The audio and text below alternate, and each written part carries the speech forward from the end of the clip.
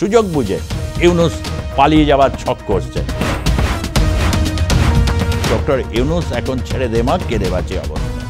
তিনি যে বাইরে চলে যাবেন, পালাবেন, সে উপায়টা কিন্তু এখনো রাখিনি এই মুহূর্তে সেনাবাহিনী। ঢাকা বিমানবন্দরে সেনাবাহিনীর টহল, রাজপথে বিভিন্ন জায়গায় সেনাবাহিনীর টহল, অর্থাৎ তিনি যাতে কোনোভাবে ছিটকে না বেরিয়ে যেতে পারে, অর্থাৎ সমস্ত দিক টাইটলিপ করে দেওয়া হয়েছে। আওয়ামী লীগকে এমন প্যাঁদানি দেবে তারা, বিভিন্ন জায়গায় তারা এমন পরিস্থিতি তৈরি করবে, বাধ্য হয়ে মুচলেখা দিয়ে তারা জাতীয় নাগরিক পার্টি করবে। আমি তো যাব, কিন্তু তার আগে এমন গাড্ডায় ফেলে দিয়ে যাব গোটা দেশ এবং জনগণকে যে তারা প্রত্যেক মুহূর্তে হাড়ে হাড়ে অনুভব করতে পারে। চাইলেই বিএনপিকে দিতে হবে নাকি? বিএনপি নির্বাচন চেয়েছে, যত চেয়েছে তত নির্বাচনের দিনক্ষণ পিছিয়ে দিয়েছে। এমন একটা অবস্থা দাঁড়ালো যে নির্বাচনের নামই আর মুখে আনছে না ইউনূস সরকার। তাই বাংলাদেশের রাজনীতিটা এখন ধান্দা, স্বার্থ এইসব নিয়ে এক অভূতপূর্ব পরিস্থিতির মধ্যে দিয়ে গেছে। ডক্টর ইউনূস কি দেশ ছেড়ে চলে যেতে চাইছেন? এই প্রশ্নটা সবচেয়ে বেশি। তার মন অবশ্য দেশ থেকে চলে যাওয়ার ব্যাপারেই সায় দিচ্ছে, কিন্তু তাকে তো এখন কেউ ছাড়বে না। আব্বাসী হুজুর বলছিলেন যে মাঝপথে দেশকে এরকম রেখে দিয়ে কি চলে যাওয়া যায়? তার থেকে বরং আপনি এক কাজ করুন, যেসব উপদেষ্টারা রয়েছেন ভারতপন্থী তাদেরকে সরায় দেন, এবং যারা মার্কিনপন্থী তাদেরকেও সরায় দেন, তাহলে আর থাকলো কে?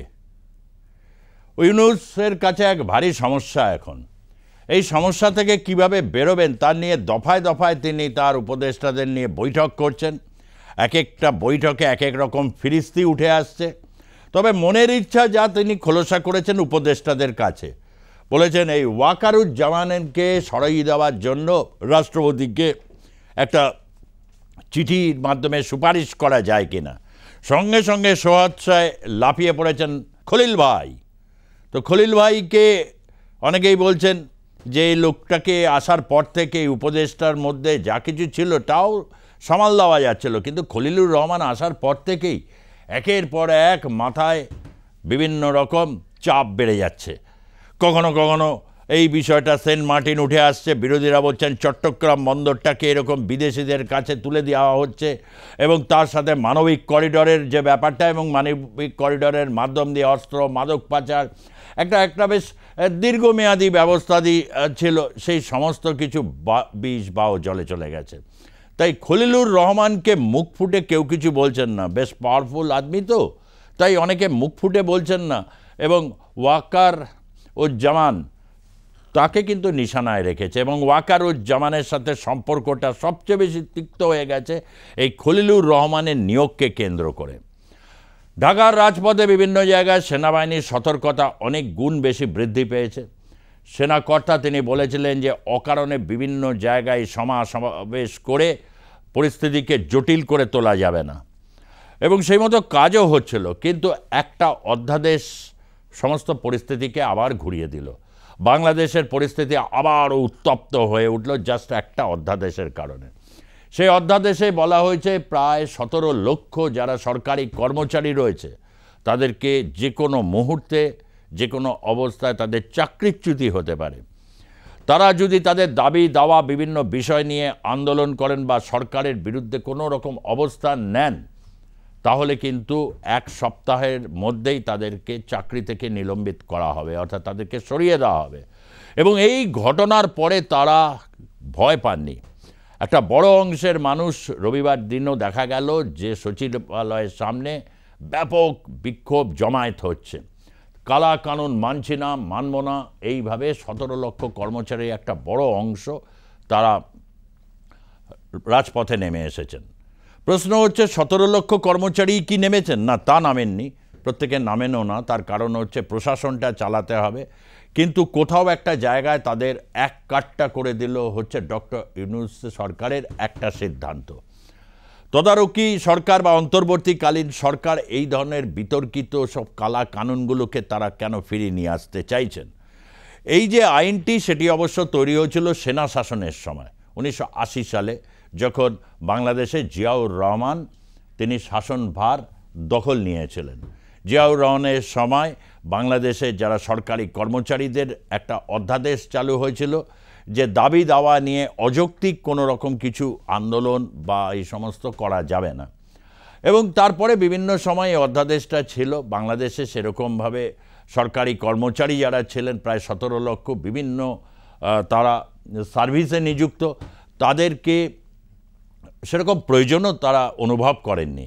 কিন্তু ইউনূস সরকার আসার পর থেকে অনেকগুলো বিষয় নিয়ে দাবি দাওয়া নিয়ে আন্দোলন এবং তাদের যে অবস্থান তারা জারি রাখছিলেন, কিন্তু সেটা ব্যাপক হারে নয়।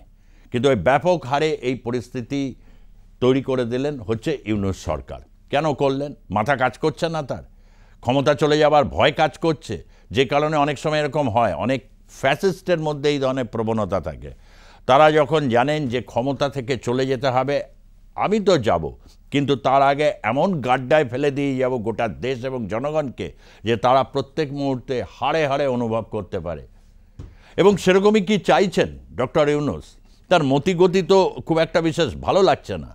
তার কারণ যা কিছুতে তিনি হাত দিচ্ছেন সব কিছুই তো বুমেরাং হয়েছে। সংস্কার সংস্কার বলে সারা দিন তিনি একটা প্যাচাল পাততেন, কিন্তু কোথায় সংস্কারে ছিটে মাত্র কোনো সংস্কার হয়েছে কোনো জায়গায়? সংস্কার করতে গেলে তো একটা রাজনৈতিক ঐক্যের প্রয়োজনীয়তা রয়েছে। বাংলাদেশের যে সমস্ত রাজনৈতিক দল আছে তার মধ্যে আওয়ামী লীগকে তো নিষিদ্ধ করে রাখা হয়েছে। আওয়ামী লীগকে নিষিদ্ধ করার কারণটা কি? খুব সিম্পল। আওয়ামী লীগের যারা কর্মী রয়েছে সংখ্যা প্রায় 2.5 থেকে 3 কোটি, বিভিন্ন স্তরে বুথ স্তরের তারা কর্মী। সেই কর্মীদেরকে তাহলে জাতীয় নাগরিক পার্টি, সেই পার্টির অভ্যন্তরে নিয়ে আসা যাবে। জাতীয় নাগরিক পার্টি তারপর জামাত ইসলামের সাথে হাত মিলিয়ে তারা ক্ষমতা দখল করবে। কি সুন্দর ব্লুপ্রিন্ট! এবং তার সাথে বিএনপিকে চাইলেই বিএনপিকে দিতে হবে নাকি? বিএনপি নির্বাচন চেয়েছে, যত চেয়েছে তত নির্বাচনের দিনক্ষণ পিছিয়ে দিয়েছে। এমন একটা অবস্থা দাঁড়ালো যে নির্বাচনের নামই আর মুখে আনছে না ইউনূস সরকার। এবং যারা যারা উপদেষ্টা রয়েছে তারাও প্রায় সকলেই বলছেন আগে সংস্কার পরে নির্বাচন। তো সংস্কার কবে হবে? সংস্কার হবে, ধীরে ধীরে হবে, তাতে 5 বছর সময়কাল হবে। এই 5 বছরের মধ্যে জাতীয় নাগরিক পার্টি অনেকটা গুছিয়ে নিতে পারবে। তার কারণ আওয়ামী লীগকে এমন প্যাঁদানি দেবে তারা, বিভিন্ন জায়গায় তারা এমন পরিস্থিতি তৈরি করবে, বাধ্য হয়ে মুচলেখা দিয়ে তারা জাতীয় নাগরিক পার্টি করবে। এবং তারপর এই জাতীয় নাগরিক পার্টি অনেক জামাত ইসলামের সহায়তা নিয়ে বাংলাদেশের ক্ষমতা দখল করবে। এই ছিল মোটামুটি ছক। কিন্তু এই ছকে বাদ সেধেছেন ওয়াকারুজ্জামান। তার কথা নির্বাচন একটা নির্দিষ্ট সময়সীমায় না করলে সেনাবাহিনীকে রাজপথে থাকতে হবে, তারা ব্যারাকে ফিরতে পারবেন না। এবং এই কাজটি তিনি যদি সম্পন্ন করেন, বিশ্বের ইতিহাসে একজন জেনারেল হিসাবে কিন্তু তার নাম একটা স্বর্ণাক্ষরে লেখা থাকবে, যে যেখানে ক্ষমতা দখলের পূর্ণ সুযোগ তার কাছে থাকা সত্ত্বেও তিনি সেই সুযোগ গ্রহণ না করে দেশটাকে একটা গণতান্ত্রিক পথে তিনি এগিয়ে নিয়ে যেতে সহায়তা করেছেন। এরকম জেনারেলকে তো অনেক দেশই তো বাহবা জানাবে, এটা খুবই স্বাভাবিক। এবং তার পাশে ভারতের মতো একটি গণতান্ত্রিক দেশ, বিশ্বের বৃহত্তম গণতন্ত্র এবং 4র্থ বৃহত্তম অর্থনীতির দেশ, যখন তারকে একটা সমর্থন দেয়, তার কার্যকলাপকে, বা তার সেনাবাহিনীর সাথে যখন একটা ভারতের সেনাবাহিনীর একটা সম্পর্ক যখন থাকে, তখন স্বাভাবিকভাবে ডক্টর ইউনূসের কাছে অত্যন্ত চিন্তার বিষয়। এই কারণেই চিন্তার বিষয় তিনি তো বটেই, এবং তার সাথে যারা সহযোগী রয়েছে, যে সমস্ত উপদেষ্টারা রয়েছেন, তারা প্রায় সকলেই ঘোষিতভাবেই তারা পাকিস্তানপন্থী। কেউ কেউ আইএসআইকে দেখলে একেবারে বিগলিত হয়ে পড়েন, কেউ কেউ স্বপ্ন দেখেন আমেরিকা বা ইউরোপিয়ান ইউনিয়নের দাক্ষিণ্য পেতে, এবং এই দাক্ষিণ্য পাবার ক্ষেত্রে ডক্টর ইউনূস তাদের পাশে সবসময় থাকবেন, এরকম একটা মনোবাঞ্ছা তাদের মধ্যে রয়েছে, এ ব্যাপারে কোনো সন্দেহ নেই। তাই বাংলাদেশের রাজনীতিটা এখন ধান্দা, স্বার্থ এইসব নিয়ে এক অভূতপূর্ব পরিস্থিতির মধ্যে দিয়ে গেছে। এই রাজনীতির থেকে উত্তরণের ক্ষেত্রে একটা বড় ভূমিকা থাকা উচিত ছিল কমিউনিস্ট পার্টি অফ বাংলাদেশ, যারা আওয়ামী লীগকে সহযোগিতা করেছে বিভিন্ন সময়। যখন আওয়ামী লীগের ভালো সময় তাদের সাথে তারা জোট গড়ে তারা সরকার পর্যন্ত পরিচালনার ক্ষেত্রে এগিয়ে এসেছে। যদিও মুক্তিযুদ্ধের সময় তাদের নানাবিধ বক্তব্য ছিল, এরকম থাকে বিশ্বের বিভিন্ন দেশে বা এই উপমহাদেশের কমিউনিস্ট পার্টিগুলোর এরকম থাকে, বিভিন্ন দেশের বিষয়গুলোকে নিয়ে সিদ্ধান্তে পৌঁছতেই অনেক কালক্ষেপ করে এবং তার মধ্যে নতুন অনেক ঘটনা সামনে চলে আসে। এই যে চট্টগ্রাম বন্দর একটা দেশের সম্পদ, সে দেশের মানুষ, জনগণ এবং সেই দেশের যারা শিল্পোদ্যোগী থাকেন, ব্যবসায়ী থাকেন, তাদের মধ্যেই এই সম্পদগুলো থাকা উচিত বা সরকারের নিয়ন্ত্রণে থাকা উচিত। মোট কথা এটাই তো স্বাধীনতার স্পৃহা বা আকাঙ্ক্ষা। বাংলাদেশে তো এই কারণেই মুক্তিযুদ্ধ হয়েছিল। যখন চট্টগ্রাম বন্দর নিয়ে এরকম কথাবার্তা চলছে বা এই চট্টগ্রাম বন্দর নিয়ে একটা হুসুস ব্যাপার চলছে, ঠিক সেই সময় তো communist party of Bangladesh CPB রাস্তায় নেমে যাওয়া উচিত ছিল। কিন্তু সমস্ত কিছু গিয়ে যখন প্রায় সমস্ত কাজ সারা হয়ে গেছে, তখন বলছে আমরা এবার চট্টগ্রামে মার্চ করব এবং সেখানকার শ্রমিক যারা রয়েছেন তাদের পাশে দাঁড়াবো, চট্টগ্রাম বন্দরকে রক্ষা করতেই হবে, ডক্টর ইউনূস আপনি ছাড় পাবেন না। কিন্তু এতদিন তাকে কে ছাড় দিতে বলেছে? ইতিমধ্যে সজীব ওয়াজেদ জয় যে প্রশ্নটি তুলে দিয়েছেন, খুব গুরুত্বপূর্ণ একটা প্রশ্ন। তার কথা হচ্ছে যে এই যে পরিস্থিতি বাংলাদেশে তৈরি হয়েছে, সেখানে ইউনূস যে শপথ নিয়েছেন, কে তাকে শপথ বাক্য পাঠ করিয়েছে? আমরা ছবিতে দেখেছি শপথ বাক্যের সময় ছিল রাষ্ট্রপতি শাহাবুদ্দিন চুপ্পু এবং তার সাথে 3টি বাহিনীর প্রধান, তারা সেখানে ছিলেন এবং তিনি সংবিধান রক্ষা করার শপথ নিয়ে তিনি দায়িত্বভার গ্রহণ করেন। এখন সংবিধান রক্ষা করার যখনই বিষয় থাকে, তখন স্বাভাবিকভাবে সংবিধানকে রক্ষা করা হচ্ছে না এই বিষয় নিয়ে বিচার বিভাগের কাছে যাওয়া যায় এবং সেটাই একজন আইনজীবী বলেছেন, বিচার বিভাগের কাছে তিনি যাবেন এবং রিট পিটিশন করবে। যদি সরকারটা তৈরি হয়েছিল জনগণের ম্যান্ডেট নিয়ে, অনেকে এটা বিশ্বাস করেন, অর্থাৎ কোথাও জনগণের সম্মিলিত আকাঙ্ক্ষার সামনে শেখ হাসিনাকে 5ই আগস্ট পলায়ন করতে হয়েছিল, তাহলে জনগণের সেই সম্মতিতে একটি বিপ্লবী সরকার গঠন করে জনগণের সম্মুখে দাঁড়িয়ে শপথ নিয়ে একটা অস্থায়ী সংবিধান তৈরি করে পুরো বিষয়টাকে, আগের ইতিহাসকে তারা অস্বীকার করত। আগের ইতিহাসকে তো তারা অস্বীকার করার মতো ধক দেখাতেই পারেননি। উপরন্তু তাকে শপথ নিয়ে এমন একটা পরিস্থিতি তৈরি করে দিয়েছেন যাতে মনে হয় যা না ঘরকা না ঘাটকা, এরা না বিপ্লবী না সংবিধানকে রক্ষা করতে পারছে। ফলত বাংলাদেশে এই মুহূর্তে অন্তর্বর্তীকালীন সরকারকে নিয়ে ব্যাপক জনবিক্ষোভ তৈরি হয়েছে। তার কারণ মানুষ প্রথমে ব্যাপারটা বোঝার চেষ্টা করছিল, দীর্ঘকালীন একটা 15 বছরের শাসনকাল, সেই শাসনকালে যে ভালো জিনিসগুলো তৈরি হয়েছিল জনজীবনে স্বাচ্ছন্দ্য আনার জন্য, সেগুলোকে ভোগও করা যাচ্ছে। আবার একটা নতুন রাজনৈতিক ব্যবস্থায় আগামী দিনে কী সুযোগ সুবিধা তাদের কাছে আসবে, তাদের সমস্যার সুরাহা কতটা হবে, এই নিয়ে প্রথম 6 মাস তো দিব্যি কেটে গেছিল। কিন্তু তারপর থেকে পরিস্থিতি সম্পূর্ণ উল্টো দিকে ঘুরতে শুরু করেছে। এমনই উল্টো দিকে ঘুরতে শুরু করেছে, ডক্টর ইউনূস এখন ছেড়ে দেমা কেঁদে বাঁচি অবস্থা।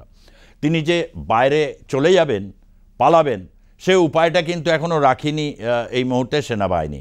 ঢাকা বিমানবন্দরে সেনাবাহিনীর টহল, রাজপথে বিভিন্ন জায়গায় সেনাবাহিনীর টহল, অর্থাৎ তিনি যাতে কোনোভাবে ছিটকে না বেরিয়ে যেতে পারেন, অর্থাৎ সমস্ত দিক টাইট লিফট করে দেওয়া হয়েছে।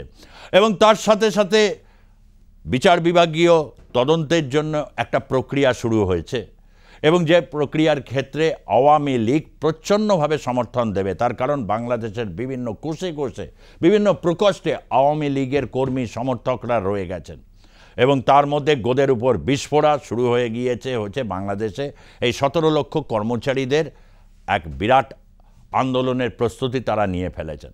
ফলে গোটা বাংলাদেশ এখন অশান্ত। একটা নতুন রাজনীতিকে পেতে বা গণতন্ত্রকে পুনরুদ্ধারের জন্যে বাংলাদেশের মানুষ আগামী সময়টা একটা তীব্রতর রাজনৈতিক আন্দোলনের দিকে ক্রমশ অগ্রসর হচ্ছে।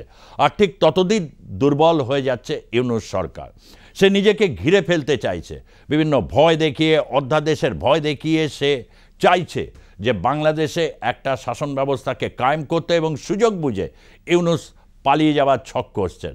আর ঠিক সেই সময় যারা উপদেষ্টা রয়েছেন তারা তারা কেউ রাজনীতির ব্যক্তিত্বই নয়, তারা অন্যের দয়া দাক্ষিণ্যের উপর নির্ভর করে তারা তাদের জীবন চালান।